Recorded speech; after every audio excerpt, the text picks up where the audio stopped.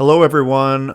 Our next re-release of an Eager to Know podcast is what I believe is the first podcast I ever recorded. It was not the first one that was released, but I'm pretty sure it's the first one that I ever recorded. And it is with artist Robert Porazonski, who, as you'll hear in the interview, was the first artist that I met in Chicago. And I am still in touch with him to this day. I am currently in Chicago visiting as I record this, and I am going to be getting together with him. Wonderful artist, super nice person. I am very grateful that he is the first artist that I met. I met a really nice person. I do remember that after I recorded this first episode with him, I listened to it, the unedited version, and I called him up asking if he would be willing to redo it because I felt that it was a disaster, or I don't remember the words I used, but I was really nervous and uncomfortable, and I was definitely second guessing everything about what I was doing. So now re-listening to it, it's fine. It's actually a nice interview. It's more of what I originally thought Eager to Know was going to be, which was painters talking to painters. And obviously the podcast has evolved into something completely different, which is 100% fine. So that said, let's go ahead. I'm going to go ahead and let you listen to my conversation with Robert Porazonski. And if you want to check out his artwork, you can see it at rporazinski.com. You are the first artist that I met when I moved to Chicago in February. I had known some artists before I moved here, but we met under like circumstances that had nothing to do with art. And then we ended up realizing that we were both artists and we actually live in the same neighborhood. So I think we were destined to be here and have this conversation. Yeah, I know. It was kind of funny that your first studio space was with David Joseph. Yep. And obviously David's a really good friend of mine, as well as Brad, who's also an artist. And yeah, so it was just this odd sort of like connection that happened immediately. And it was a lesson that Chicago is really small, because I thought I was coming to this giant city, and then I realized very quickly it's really small. Yeah, definitely. Especially among artists, I think it's a very tight-knit community. Absolutely. And yeah, everybody seems to know everybody, which I think is a good thing. It is a good thing. It's a very good thing. A great support network. And I think, really all the artists I know are just incredibly generous, I would say. Mm-hmm. And they are always willing to help, with advice or encouragement. I think it's a really good community. I don't know if other cities are the same way. Yeah. I've lived in Chicago my whole life, so I don't have anything to compare it to. Yeah. But it's... Yeah, I wasn't tapped into the artist community. I was kind of a lone wolf in Boston. And when I got here, I felt like I was welcomed with open arms to everybody. And it is tight-knit. And I think that's really important, obviously, because we work often very solo. We're very isolating. We're by ourselves. And so it's important to be able to have people that you can connect with for a lot of reasons, to bounce ideas off, to get support. I'm an extreme extrovert, so it's important for me to be connected with people in general. Right. But in what I'm doing for work, it's very important for me to connect with people. It is. And I think you're the exception for a lot of artists, that you're very extroverted, because I always associate artists as being very introverted. And, I think you're making right. that motion to extra effort to like go out and meet people and talk about their work. And I think a lot of times artists don't do that. Yeah. And definitely need to do it more. Yeah. Particularly when it comes to the ideas of like promoting your work. And like promoting work and marketing yourself and things like that. Like I definitely, as I get to know more artists, I'm realizing that seems to be a common characteristic is that oftentimes they want to focus on the creative process alone. And they're not really thrilled about all that other stuff that sometimes needs to be done. Oh, yeah. Yeah, I mean, you're working on sort of both sides of the fence with that. You're creating things and you're selling them and you're promoting them and you're taking care of all the aspects. Yeah. And actually, I just saw this. It was posted. Jerry Saltz, the art critic, I think it's for the New York Times or New Yorker, just posted something about 30 tips for artists or how to be an artist. And basically said one of them was that artists need to be vampires. Okay. Meaning that they need to stay up late and sort of congregate with their own kind and just talk about art, their work, each other's work. And there were a lot of other points there, obviously, too, which I encourage someone to Google it and look for those points because just some very solid advice, I think, to all artists. So maybe we can make that happen. We can have some sort of some all-night den where we can have all of our artist friends together. So actually, that's kind of what. So I invited you to an artist social that I did, which, by the way, I'm having another one in January. So I think we ended up talking about cooking most of the time. We didn't talk about art at all. Actually, we didn't talk about art. It doesn't have to go that way. So so we had. I think we talked about the food, but that's totally cool. Yeah. But yeah, no, I think it's important. I think that idea that you. That this guy's sharing about getting artists together, even if you're not talking about art, just being in that energy, I think is really important. So I wanted to ask you about, because the one thing I don't know, well, there's many things about you that I don't know, but one of them that is important to me is when you started producing artwork. Were you like the artsy kid? Were you not the artsy kid? I definitely was the artsy kid. Okay. In grammar school, all through grammar school, if something needed to be done, something needed to be drawn, if there was some play that needed a backdrop or something. Robert was the kid that was assigned to I it? was the one that was volunteered. Oh. Yeah. So, I mean, I loved that. I mean, because I guess it's a way that you feel special somehow. Yeah.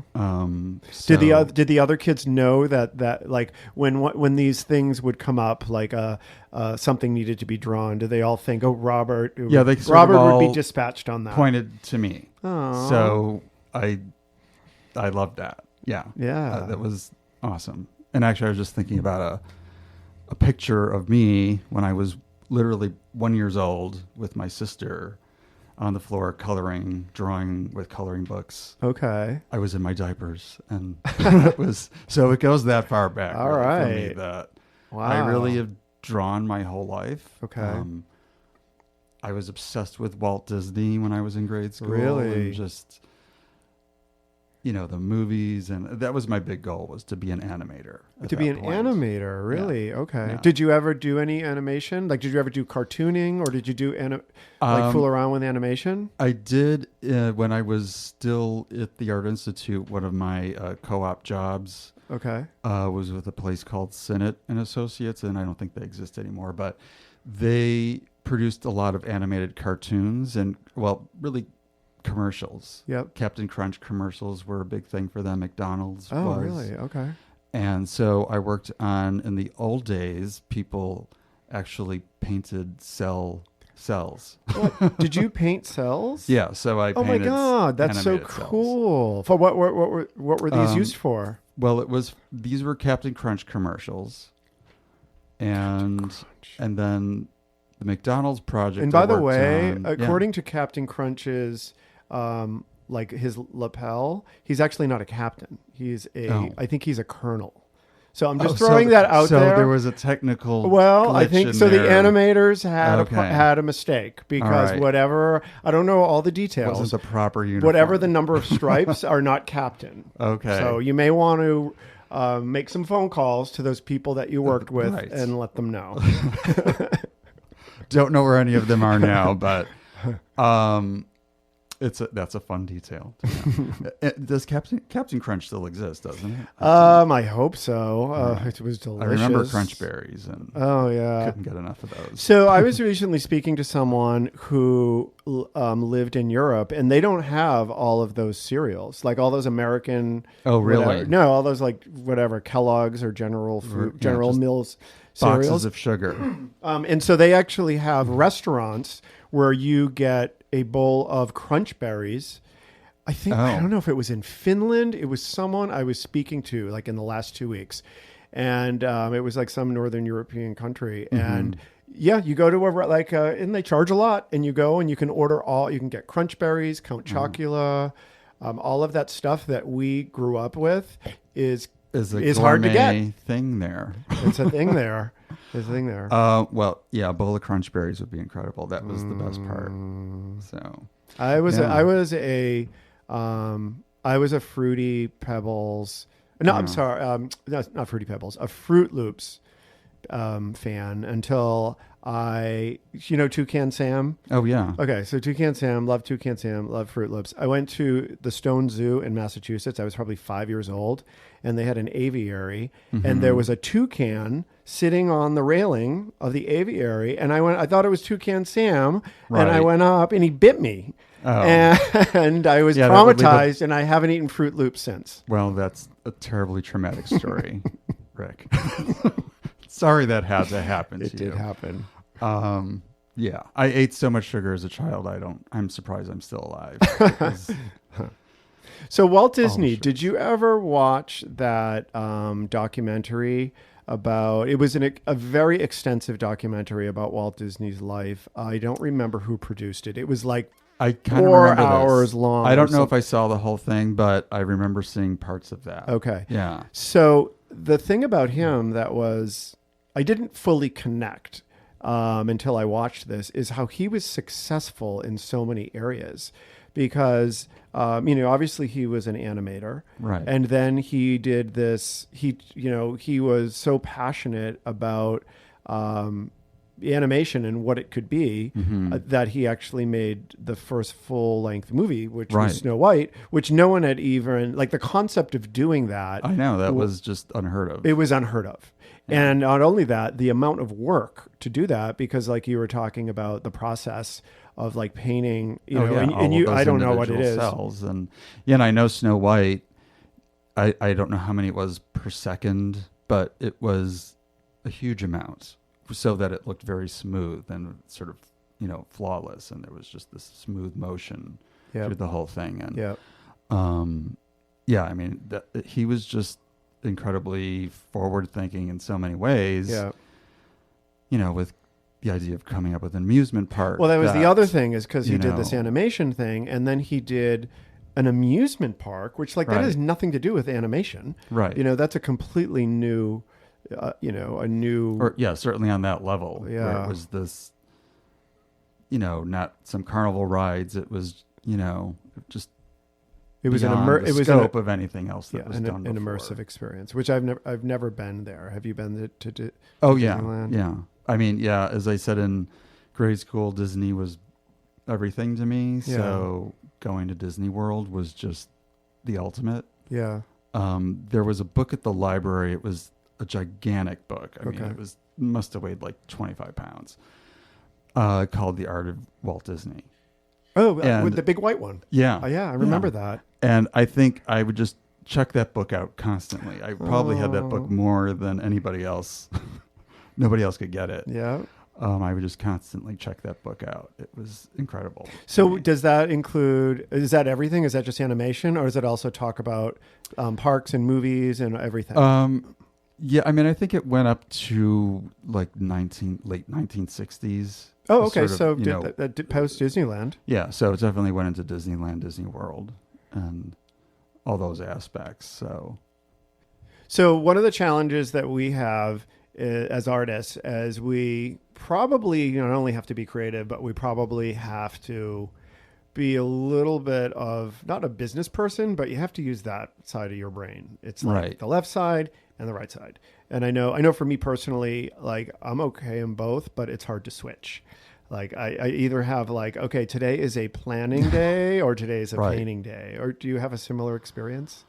I don't think I really divided up that sort of consciously. Yep. I certainly have days where I'm going to be focused on creating artwork. Yep. And I kind of think after I create something that I feel I need to promote it. And that's more of a conscious effort that, I need to post this, on Instagram or Facebook or say something about it. So do you feel like that's part of the creative process? Yeah, I think it's necessary now that you just sort of have to really be conscious of putting your work out there so people could see it. And there's so much out there. I mean, my Instagram feed for me, it's just galleries and other artists that I follow. Yeah. And I think I do it just because it is inspirational to me to just sort of look through that. To look through stuff, yeah. All the stuff that's going on. And in a way, it's overwhelming, but it is inspiring. I mean, you look through that stuff and you think like, I got to get going. I need to really start producing. Yeah. That can feel very, sometimes that can make me feel a little panicky. Like, I need to get going because all these other people are doing all this look stuff. at all the stuff that's going on. Yeah. Whereas people, before social media, I think artists had the luxury of being in their own little, we talked about working by yourself, right? And you could just focus on your stuff, and not really not have a viewpoint necessarily on what everyone else is doing. Right. Because sometimes it can be distracting. Sometimes I think it can be inspiring. So getting back to like the process, how like sharing is part of, is it that kind of exciting? Like I finished this piece of work and I'm excited to get it out there in the world to see people's reaction type of thing. Is that kind of how you think about it? Yeah, definitely. I mean, I think it serves as sort of a sounding board. Mm-hmm. You could, I guess, read what kind of reaction you're getting from it, Yep. And that could be positive or negative. Or nothing. Nothing. Usually it's nothing. It's a bad sign. Yeah. I mean, usually it's something, but yeah, some are certainly better than others. And those stand out, Do you usually know? Before you're posting it? Yeah. Do you usually know, do you have does your gut tell you, or are you sometimes surprised? You have a sense that, this is a really strong piece. Yeah. And, I'm sure this is going to have to get a good reaction. Yes. Although in terms of selling, I've read articles from people about Instagram and them selling so much work on Instagram. And I have to say that I don't think I've ever even had someone inquire about a price or to that extent. Okay. I mean, they'll make comments about it or Yep. that sort of thing. So that's a whole aspect that I don't really fully understand. Is how to... how people sell work through Instagram. Oh, okay. Okay. Well, maybe I will have a guest on here who has reveal successfully done that, and we can both learn. I'll invite you, and you can be part of the conversation. I think that could be fun because I don't know how that's done either. Yeah, I mean, I think it's really a lot of invested time of following certain people, looking at other people that are successful doing it, look at who's following them, and it becomes this sort of, I don't know, developing some matrix or something of, I don't know, it's mystical. Yeah, no, I agree. I totally agree with you. I was just talking to somebody else for another podcast that I was recording, and we talked about when you're encountered with a challenge, one of the things that both of us would talk about that we did is we would find someone who does that rather than trying to figure it out on your own. Right. So I think that in this situation that you're talking about, basically extending, using Instagram in a way that we're being successful in a way that we're currently not, right, is finding someone who's doing it and learn from them rather than trying to figure it out. Right. I think that might be a good thing to do. Yeah. Because I mean, obviously at this point, galleries are not as important as they once were. Yeah. There's just so many other outlets, Yes. ways for people to get their work out there. And galleries, I think there are a number of galleries that still want to believe it's the early 20th century and kind of want to have that control over their artists. And I don't think that's realistic anymore. Okay. Yeah. Okay. Without naming names, I know. Okay. Well, I have an idea that I have an idea of something that could be new. This is something that I saw in Boston, I think it was the Hyde Park neighborhood of Boston. And this is probably something that's common, but I have never seen it before. It was basically, I don't know what you call it, but we would get like a bunch of artists together and we would just rent out the space. So we could do it on Clark Street. Sort of a pop-up gallery space? But it's permanent. We just pay, we all split the rent. So, okay, it was a permanent space that you rented. Permanent space. Okay. And we all, we all split the rent and then we take turns manning the store. Mm-hmm. And so each one of us has to work it X number of hours. And then, we each get 100% of our sale revenue. We just simply pay for the rent and whatever common expenses are. And we would just split the time. So we will have to talk about that. That's I think an that interesting could be, idea. I think that could be interesting. How many artists participate in this? I think this one had, I'm going to guess about 20. Okay. I think it was about 20 artists. And I know that I remember speaking to them. I should probably, I'll set up a web page for this podcast and I'll probably put their website on there.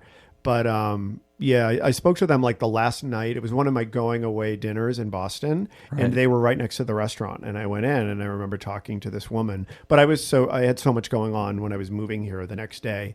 So I kind of forgot about it. But my good friend from Boston who was with me that night, he mentioned it. He's like, Rick, have you ever done anything about that? So it's something that I'm thinking about. Yeah. So we should... Our gang of artists that we talk about, our vampires. Right. We should can assemble and we should put something together and look at maybe doing something like that. Yeah, I like that idea. Yeah, definitely. And I think 20, if you could get 20 artists, I think that's a great number.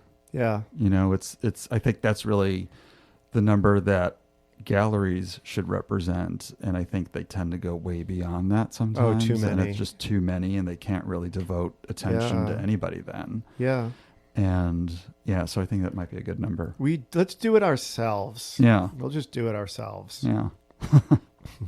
So I'm sure people are probably always asking you, or maybe they're not, like, where do you get your inspiration, Robert? But your stuff is so, it's very varied, which I love. And so, I mean, can you talk a little bit about that? I know you do like collections of stuff that's all kind of the same thing. Right. And then you will shift on to something completely different. Gears. Can you tell me about like where that comes from? I'll say that I really get inspiration from a lot of different things. I mean, certainly, looking, as I said, at other people's work, if it's going on and, being inspired by that. But I mean, even just walking in the neighborhood. Yes. There's so much to see. I have to say, honestly, just walking through alleys and seeing collections of garbage. Absolutely. If it's totally metal, like collections of metal or something like HVAC, like ductwork or something. I was into ductwork for a while, which is strange. I mean, just collections of leaves or branches. Completely. I'll even create models a lot of times.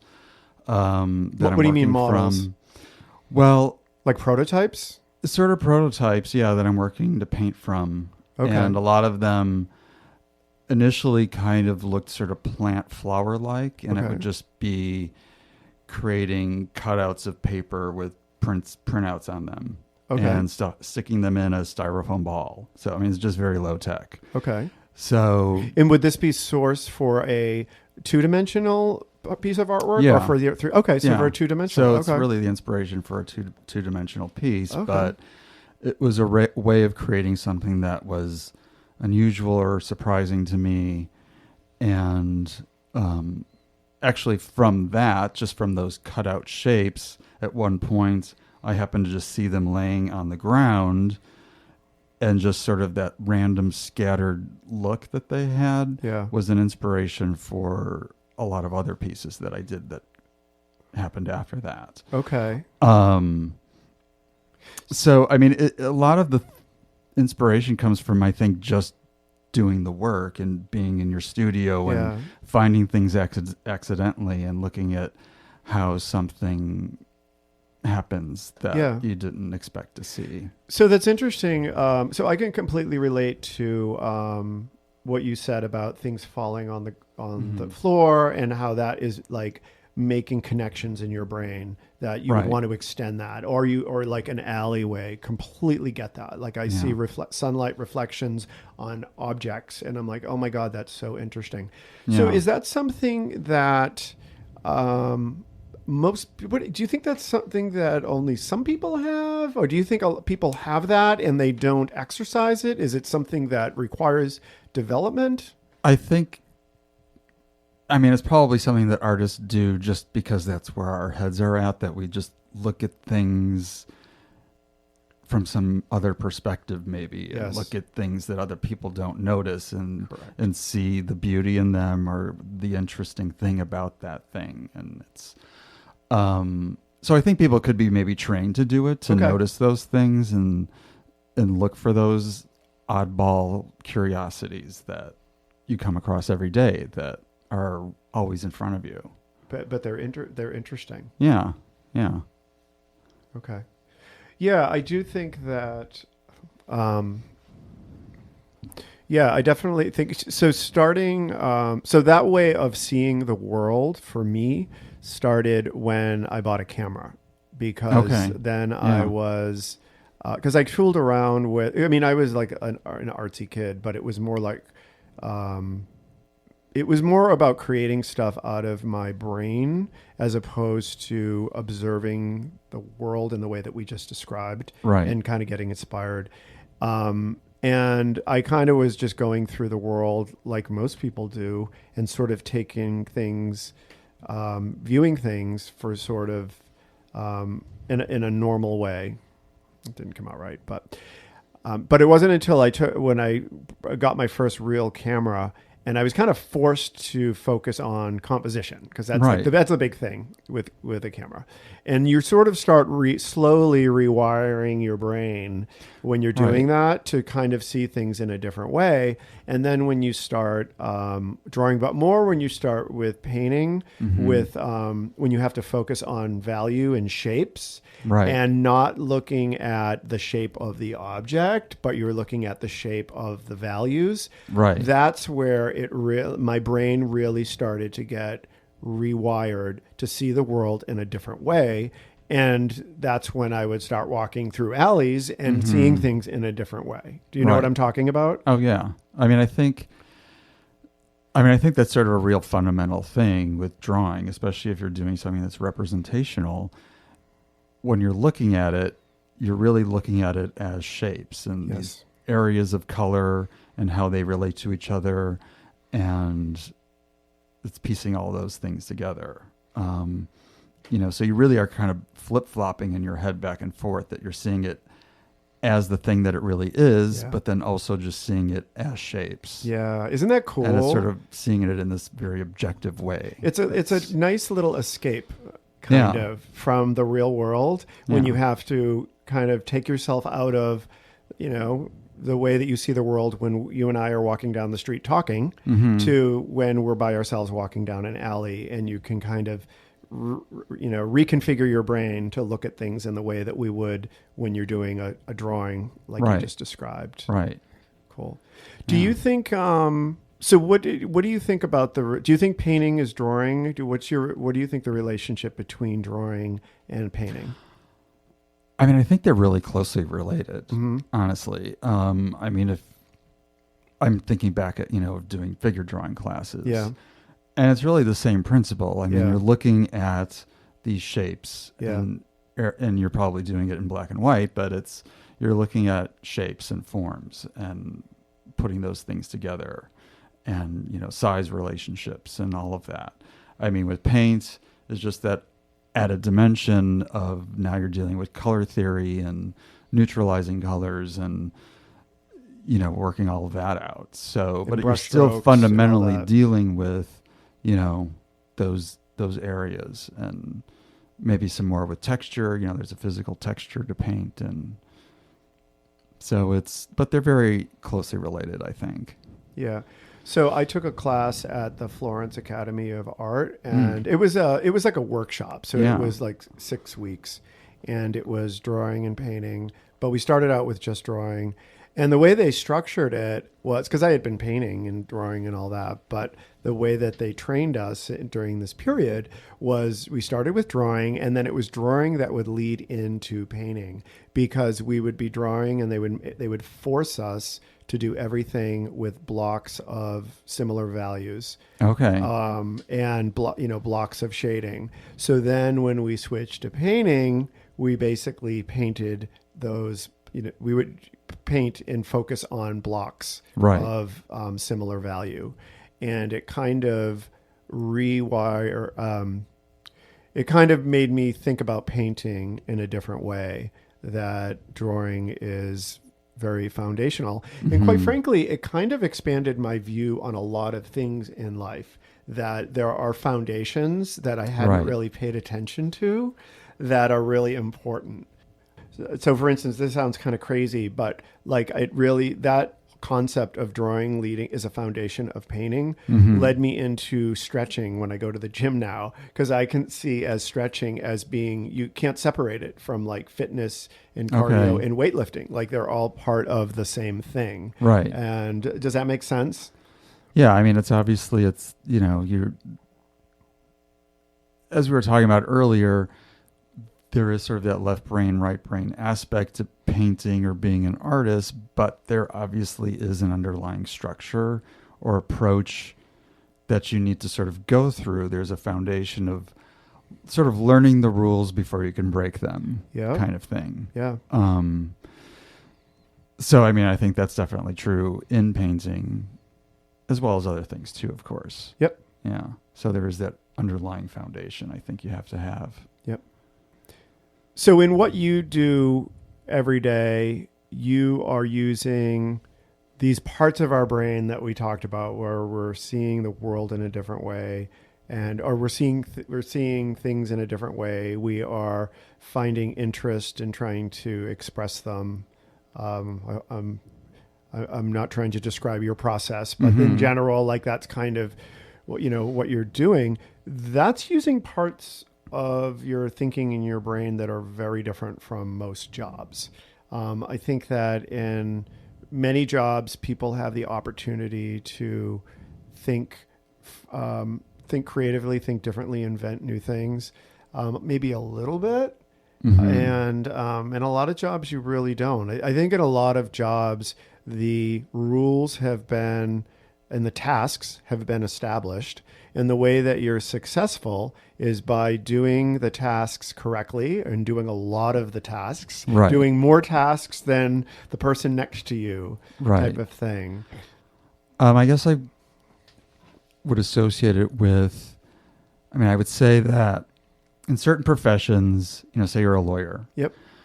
And I think this has to do with, where you're going to be successful or not successful, that sort of thing. But if you're a lawyer, you sort of follow this path of things, you get the certain degree, you get, a job with a certain law firm, and you follow this path, and it's going to equal this success by doing these things. And for artists, it's really not the same. There is no real clear path.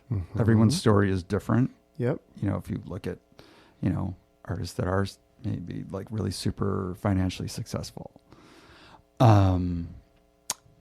There's no one story for any of those people. It happens in different ways. So for artists, I think it's always it's your own reward is your work. Ultimately it comes down to that. It's, you have to be happy with that and find yourself in your work. That's very different from a lawyer. Yeah. Yeah. I mean, it's definitely a most different, jobs. it's a different goal. Yeah. I think. Yeah. That's its own reward, I think, for artists. I think for artists, time is also the most important thing. What do you mean by that? That I think that's the biggest struggle for artists is finding the time to do their work. Because in so many cases, artists can't do that full time. Right. Right. So it gets pushed aside and you have to search for that time to focus on your work. Right. And that could be one of the biggest challenges, I think. So this idea of your own work is your own reward. Do you have any thoughts about that mentality actually being of value to someone in a non-creative job? And the way, because when you said that, it made me think about maybe someone in a non-creative job, like maybe you're a project manager or you're a nurse or something that's not traditionally associated with creativity, but focusing on the excellence in what you're doing as opposed to focusing on a new way of doing it. as opposed to what? Not necessarily a new way of doing it. If you're, someone where it's a very technical skill that you're working with, surgeons. But I think even in those jobs, there are levels of creativity. I mean, there's people that come up with new ways of doing things, as a surgeon. If you're, maybe a coder, you're coming up with new ways of doing that within a parameters of, coding. Right. And so, I mean, I think maybe all jobs have some aspects of creativity, depending on what level you're at, maybe in pushing those limits, within the confines of the rules of that job. Yeah. Yeah, I'm not sure. I think it depends on what you do. I think that there's probably I think most people probably have to be really creative about finding creativity because of what I was just, what we were just talking about is like how performance is judged. It's really, it's pretty much set down. And I think that definitely would be something that would be challenging. Well, I mean, certainly I think artists, the whole point of being an artist in a lot of ways is to break the rules, is to do something that's different, to make people see something in some other new way. Yes. So it's sort of the fundamental element of what it is to be an artist, I think. And so that is part of the job, is breaking the rules. Yep. So it's definitely an area where creativity is one of the most important and valued, I think, characteristics of it.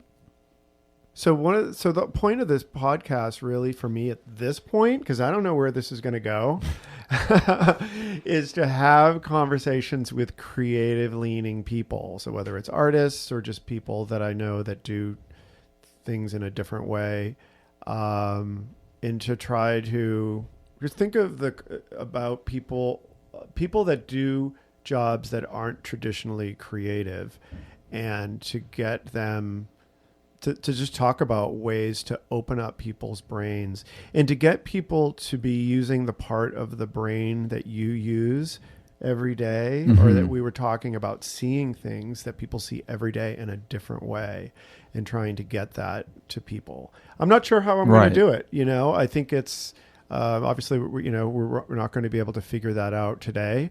And it's probably going to take a while and a lot of conversations to figure that out. But I think I'm kind of passionate about that, because I think that all of those things that we just talked about accessing our minds in a way that is different from most people. Right. I think it could be really impactful and important for people.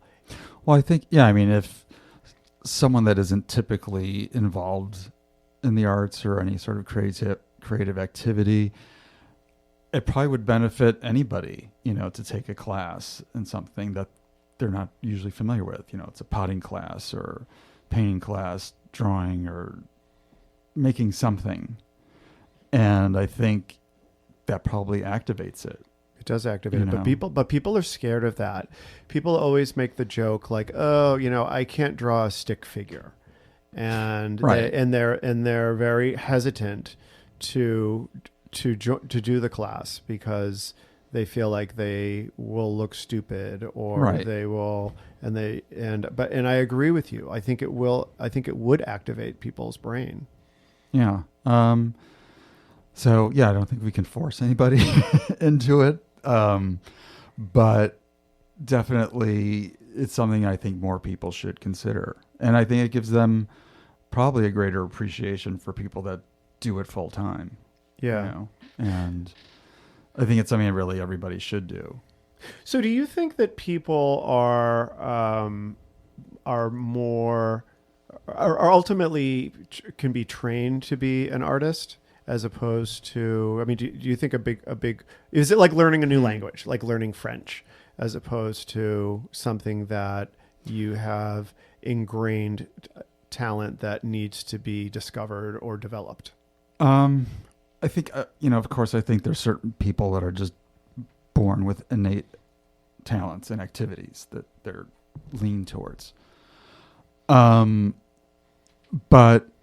I do think really anybody can switch that lever of creativity and learn how to do something, and I think really anybody can learn to draw if they're sort of pointed in the right direction of how to look at something. Sure. And I think anybody can become better at that. Yep. If they want to. And so I think it's a spectrum, yeah. Really. Certainly people that just have an innate gift for it. And I would agree. I when I was living in Florence, Italy, for that workshop that I told you, I was there for 7 weeks, and obviously, you've been to Florence and you see how ridiculous everything is. It's like certainly the place to be inspired. Yeah, and there's just so much. The art is everywhere, and it is obvious that was considered a valuable trade. And but I guess the thing that I thought of when I was there was the people that lived during the time when all of this stuff was, the time periods when this was produced, they weren't necessarily different from us. They weren't born with all of this talent. They were just like us.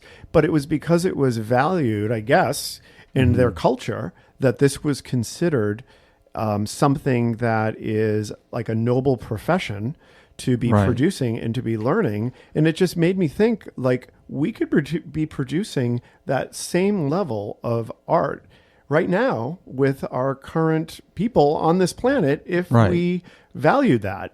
So it's kind of like when we talk about that spectrum, I feel like the percentage of people that actually are talented is a lot bigger than we realize, but we just don't focus on it because everyone's focusing on becoming a lawyer or a project manager. Right. Well, that definitely goes down a whole other road about that will be episode 2 of what's this. Valued, how art is valued now. Yeah. I think today there's just a huge disparity. There's a very tiny percentage of artists that are highly valued. Yeah. And then there's everybody else. Yeah. And the 1%. Yeah, or a fraction of that percent. And in that regard, it's all about the market and the value those works have. Yep. And trading them like a commodity. Yep. Which I think that's certainly a reflection of the rest of our society, though. Sure. It's everything is a commodity, and there's a very few that are going to benefit from it. So, yeah, I mean, I think art is still highly valued in our society, but again, it's like very disparate. Yeah.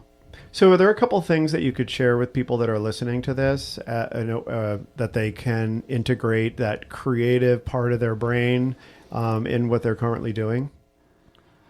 How they can do that in their everyday life? A couple things that they could do to activate that, I guess. Those are the words that you used.